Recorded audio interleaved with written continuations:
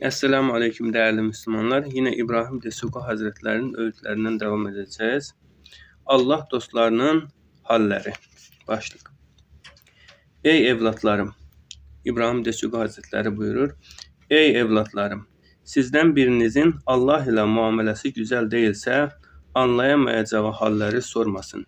Zira Allah dostları içinde bulundukları huzur alemine göre bazen teferruatlı bir şekilde, bazen de hakikat lisanı ile konuşurlar.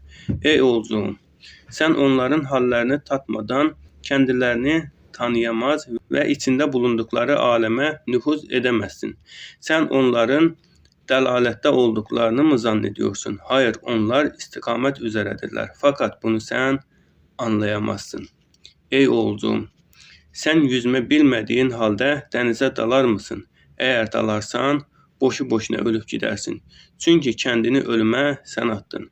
Halbuki Allah bunu sana haram kılmıştır.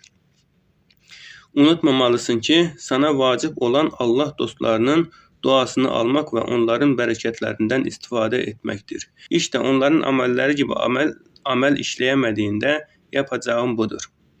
Onların amelleri gibi amel işlemeye muktedir olduğun zaman ise sonsuz saadeti yakalanmışsın demektir. Ey oğlum, bilmiş ol ki Allah dostlarının lisanları maneviyat alemine daldıkları zaman çeşit çeşittir. Onların işaret ve kelimelerinde anlaşılabilenler olduğu gibi anlaşılmayanlar da vardır. Onların öyle halleri vardır ki bir kısmı tabir ve tesvir edilir, bir kısmı ise edilemez. Yine onların öyle sırları vardır ki ona hiçbir tevilci, hiçbir tabirci ve hiçbir tefsirci muttali olamaz. Çünkü onların sırları Allah'ın sırrı makamındadır. Allah dostları bile hakkıyla Allah'ın sıfatlarını bilmekten aciz iken diğer insanlar nasıl aciz olmaz ki? İşte bundan dolayı ey oğlum, Allah dostlarının halleri konusunda sana ancak Allah'a teslim olmak ve onlara hüsn-i zanda bulunmak düşer. Başka bir şey değil. Ey oğlum, ben sana bir nasihatçiyim.